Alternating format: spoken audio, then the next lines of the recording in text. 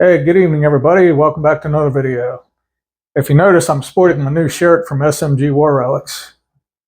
And today, I'm back here at the saloon again with Matt Dillon and John Wayne here. And we're going to do another video for you. And the video is going to be about World War II Japanese rifles. I have three of them in my collection, so we'll jump in here and I'll show you three nice Japanese rifles from World War II. All right, here's an overall view of them. I have three of them. And I got two bayonets sitting out, and you can see my backdrop is an original Japanese admiral's flag made out of cloth. Takes up the whole couch. All right, now we'll jump in here to the first one here, the Type 38 rifle. All right, with the Type 38 rifle, it was designed in 1905 and adopted in 1906, and it served the Imperial Japanese Army for nearly 40 years.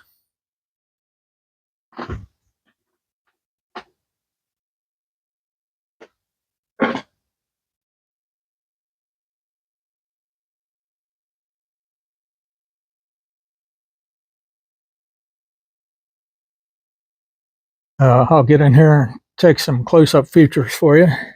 All right, you can see the markings right here, which indicate that's a Type 38 rifle. Got the two holes there and the Japanese symbol. After the war, anybody that brought back a GI that would bring back would have to scratch out this insignia here. And the rear receiver on these flip up, and they would you could adjust it right here up and down for yardage. You can see the numbers on there. Goes from 4 all the way up to 24.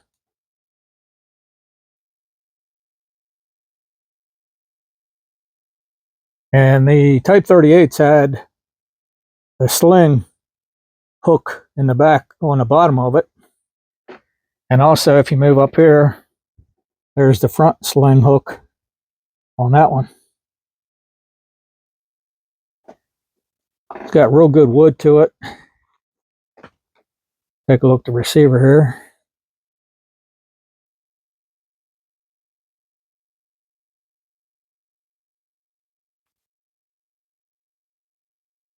Now I'll flip it over here for you. All right, here it is on the other side. We'll start at the front. Here's the bayonet lug right here. It's numbered. And in the front of it, there would be a hole in here for the cleaning rod, which it's missing. But the stock itself is in really good condition. Now we'll get a look at the front sight on this one.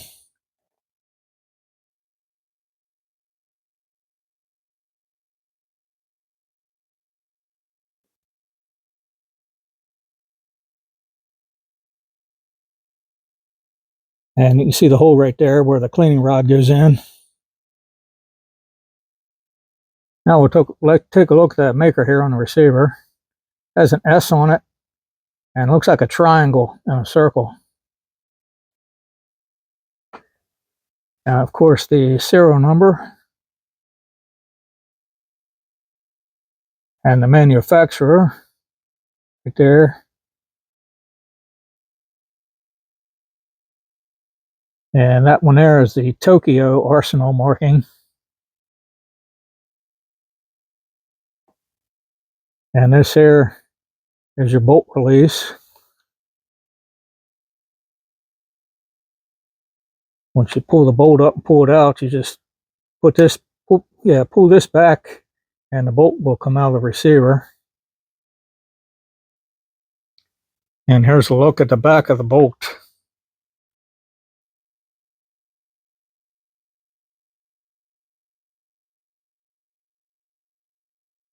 Coming down the receiver now. There's another marking on there. Like a triangle and a circle. I can't find it in my book.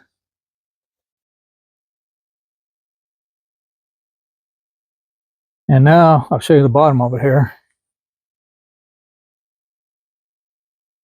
The trigger housing.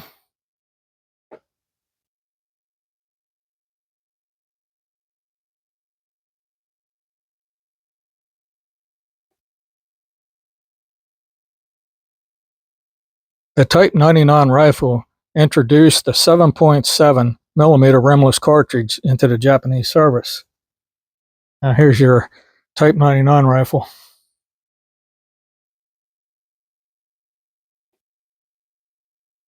A little bit shorter than the other one. And this one here has a real nice stock on it also.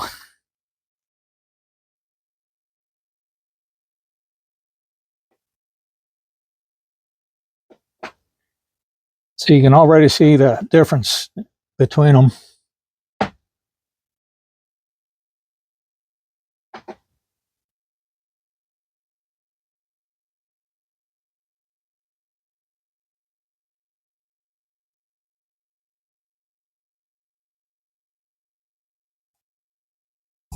And they have the same bolt in the back of them.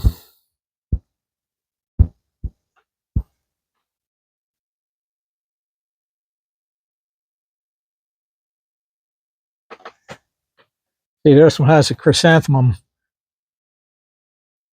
already ground off of it. It's got the hole there, some Japanese writing there.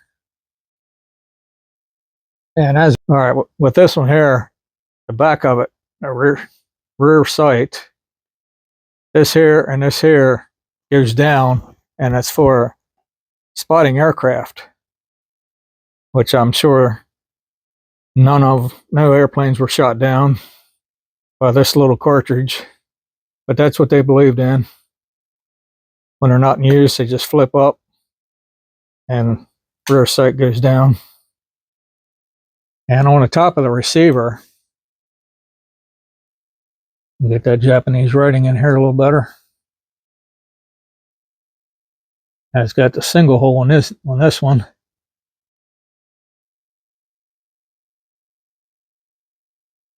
Both of them's missing the dust covers.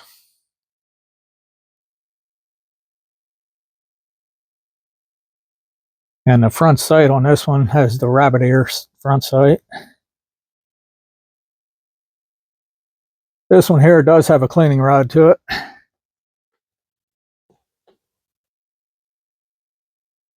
And you can see the big difference here between the first one I showed you. It's still got the bayonet lug to it. And moving down here, you can see these holes here on the front sling mount. That was for the mounting a bipod on there, which this one's missing it. There you got your finger grooves right there. And moving on down, which I showed you, it's got the rear sling swivel on the side further back, and it has the butt plate on the back of it made out of metal.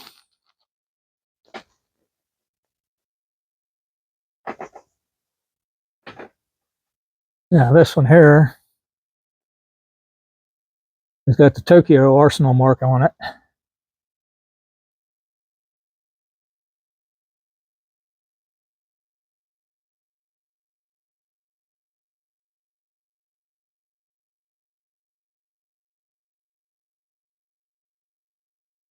Well, they were just basic rifles.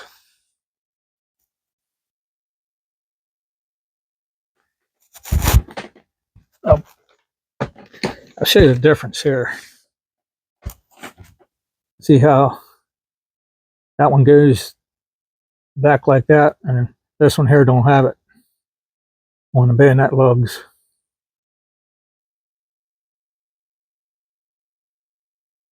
And you can see right there the difference in between them.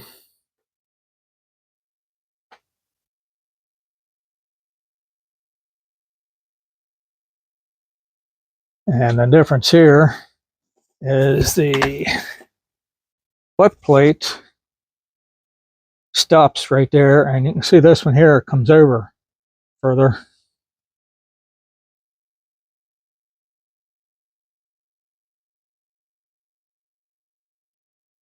Now we'll get a good look at the bottom of it. A lot of finish wore off right there.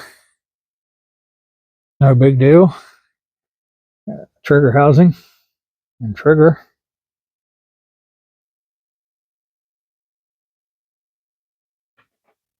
And you can see right there where the bayonet, or excuse me, not the bayonet, but the sling attaches.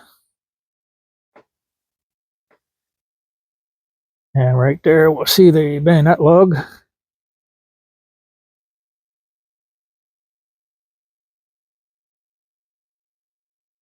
And you can also see the cleaning rod.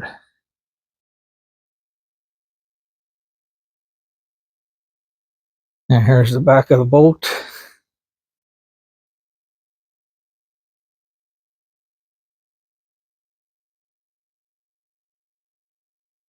Now you can see the rear receiver, or excuse me, rear sight.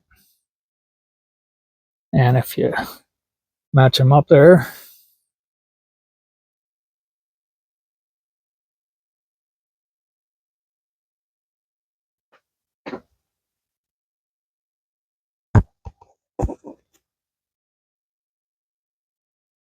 all right, now we're getting into the late war one. I believe this is the last ditch model.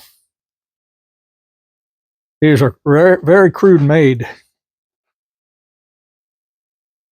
They were running out of supplies, and they were losing the war real badly.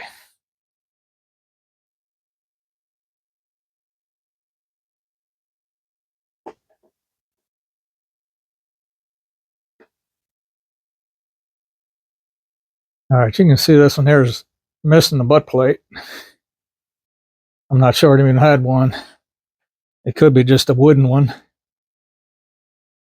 You can see how crude they were. But they did have enough supplies to put a sling mount on it. There's the rear one. And we'll move up front here to the front swivel for the sling. Now, let's see the difference here in the front sight. Stay.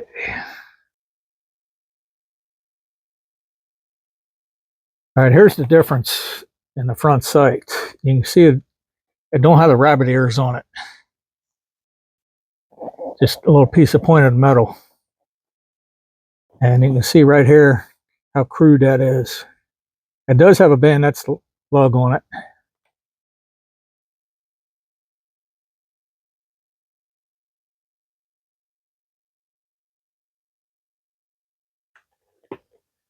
All right, we'll move down here now. It's got some varnish wore off right there. And the rear sight is fixed. Gotta keep this in focus. Yeah, see the rear sight there? All it has is a little hole in it.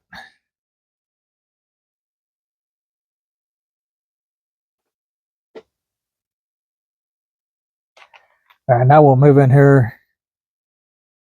See the maker, there's a star. And that's from Jensen Arsenal. That's in Korea. And there was an estimated 12,000 of these rifles made.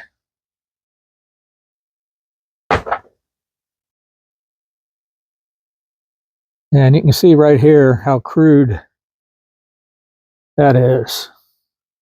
And the rest of the metal.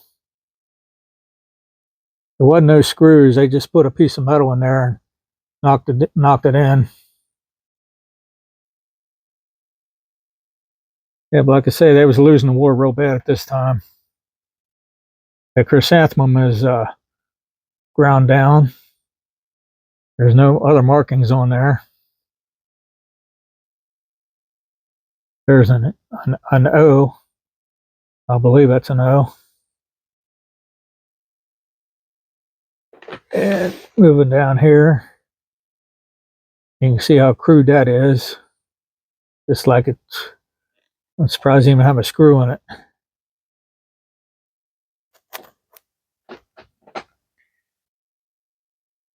And right there, that's really, really bad there.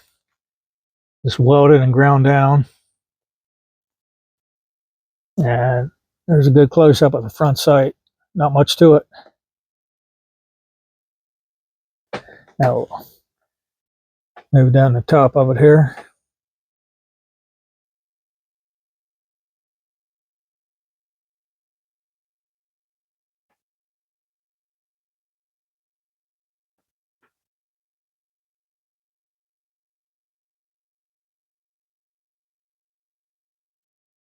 I'll throw these bayonets in here real quick. You can see the difference in them. The bottom one here is an early war one because you can see it's got the hook on it. And the top one don't have the hook to it. You can see the Tokyo Arsenal marking there. And this one here has the blood groove in it.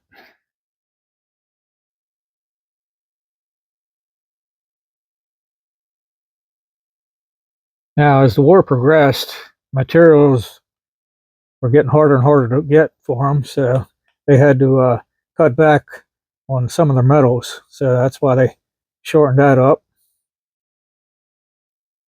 And got the wood grips. And it's got a wooden scabbard to it. Pull this out. And you can see the difference in the blades. Real crude. No blood groove in that, as opposed to this one.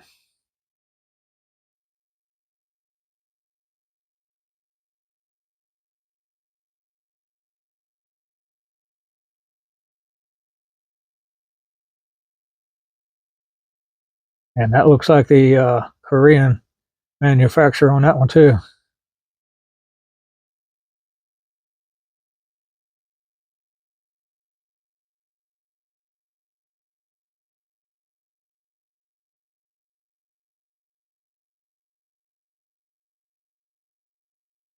And for the scabbard, I'll show you here real quick. Made out of wood. Just wrapped there with wire. And it's got some kind of a real thin metal tip on it.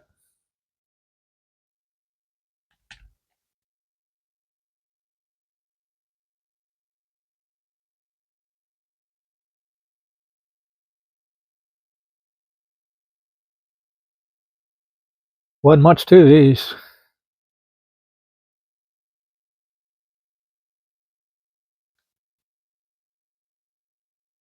But there you go. Well, Pilgrim, that's going to be the end of the video. Hope you liked it. And if you did like it, please hit the like button, ring that notification bell, and please subscribe to my channel. And thanks for watching. So have a good weekend. We'll see you on the next video.